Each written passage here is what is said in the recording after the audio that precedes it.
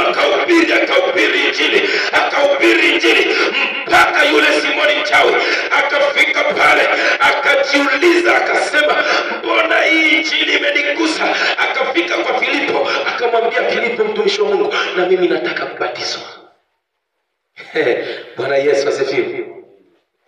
Akamwambia Filipo, una nguvu sana kuliko ya kwangu. Hizo nguvu zako ni kubwa sana. Umehubiri injili na watu wa Samaria wakaamini, wakabatizwa wengi sana. Hata mimi Simoni mchawi nataka nibatizwe. Simoni akaenda akabatizwa. Filipo akabatiza watu, kwa sababu Filipo alikuwa hana karama ya kuwekea watu mikono na wapate Roho Mtakatifu. Hakuwa na hiyo karama. Akawaambia Petro na Yohana, nimeshapiga injili Samaria, basi Petro na Yohana njoeni sasa, mimi kazi yangu imeisha. Petro na Yohana wakafika.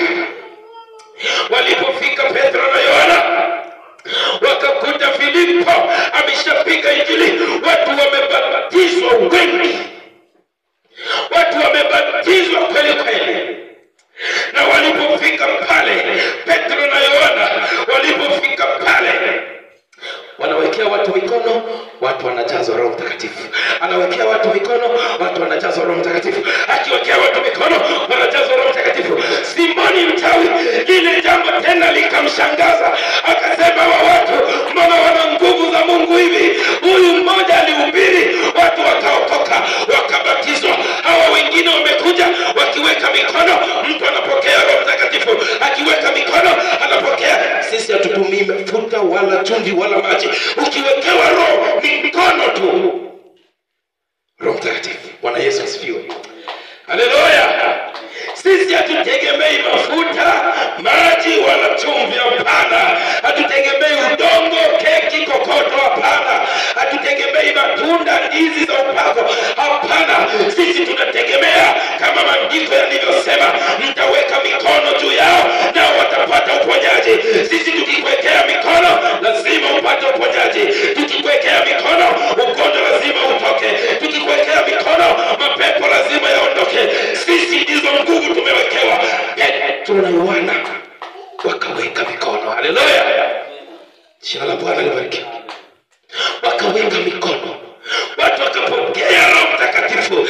Simoni mchawi, lile jambo likamshangaza tena. Akasema, mbona hawa watu wana nguvu kuniliko? Akamfuata Petro, akamuuliza, wewe mzee, wewe mbona wewe una nguvu zaidi? Sasa wewe umemzidi Filipo, wewe umewekea mtu mikono, Roho Mtakatifu, mtu amejazwa rika baba, Roho anashuka. Nampenda Yesu sana.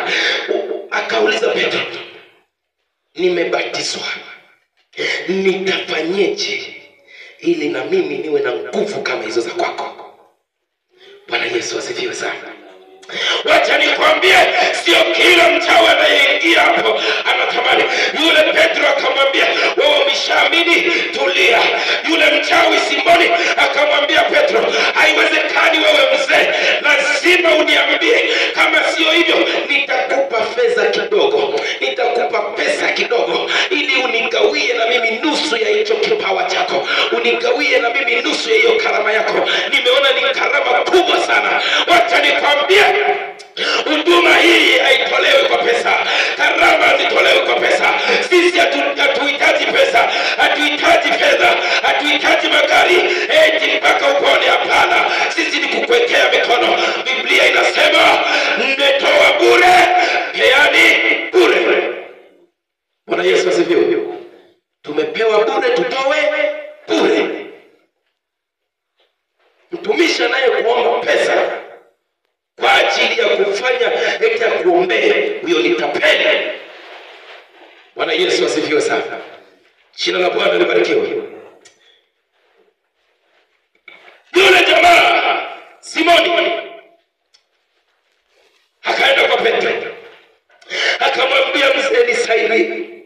Mimi nimeshaokoka na nimebatizwa, lakini na mimi ninafanya muujiza.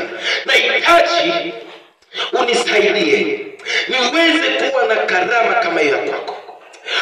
nipe nikupe pesa zozote. Yule si alikuwa ni mchawi, alikuwa anakamata pesa za watu kwenye uchawi wake. Akamwambia Petro, nitakupa chochote utakachokiomba. Lakini Petro akamwambia, potelea mbali na pesa zako.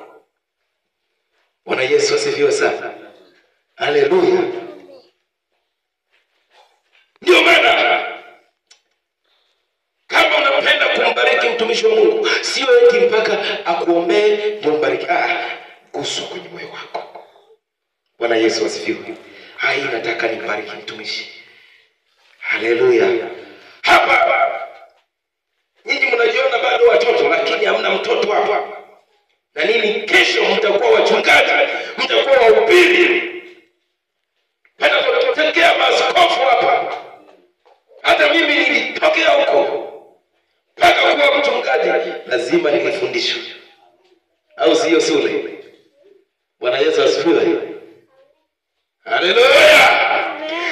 Petro akamwambia Simoni mchawi, potelea mbali na pesa zako.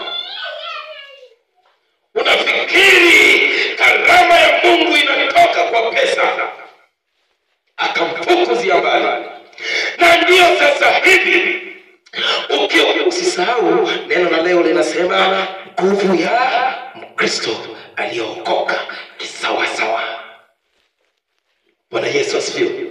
Lazima Mkristo aliyeokoka awe na msimamo. Anasema mimi siwezi nikapokea pesa za kichawi, siwezi nikapokea mambo ya matambiko, siwezi nikapokea mafuta ya upako, siwezi nikapokea maji ya upako. Lazima namtegemea Kristo mwenyewe, ndiye anaweza akaniongoza katika maisha yako.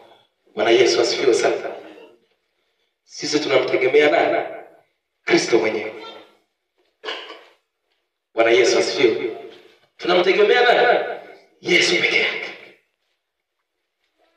Kwa sababu kwenye haya maisha usipomtegemea Yesu, ndugu yako, utapigwa. Amen. Bwana Yesu asifiwe.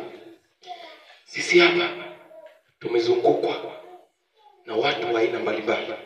Wachawi, walevi, ushirikina, wazinzi, yani wenye chuki wametuzunguka hapa. Sasa tusipodumu katika maombi, lazima tutapigwa. Bwana Yesu asifiwe. Haleluya.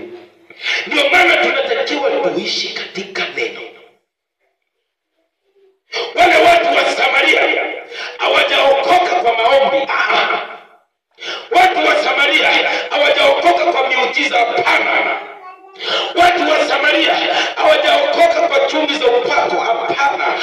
Waliokoka waliposikia neno ambalo Filipo alihubiri pale. Akasema kwa ujasiri, akahubiri habari njema, akawaambia watu, tubuni, mwokoke, mkabatizwe. Na watu wakaokoka. Bwana Yesu asifiwe. Haleluya. Jina la Bwana libarikiwe.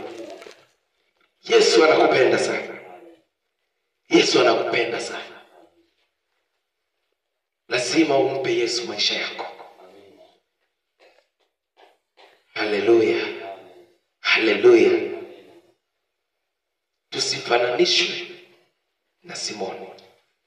Yeyote aliye na Kristo ana nguvu, ana uweza, ana mamlaka. Bwana Yesu asifiwe. Mimi siwezi nikaogopa mchawi. Wanakujaga hapa tena wenyewe, wanakuja asubuhi, wanaanza kuniambia uache kuhubiri uchawi. Unaona? Wanakuja, wewe mchungaji bwana unatukana wachawi sana, utakufa. Nawaambia waje. Usisemeseme wachawi, usiseme walevi, usiseme wazinzi. Sasa kama wapo, si wabadilike. Bwana Yesu asifiwe. Ndio maana unapokuwa Mkristo lazima uwe na nguvu za Mungu. Uwe na nguvu. Ukitamka neno lazima lionekane. Tusimame.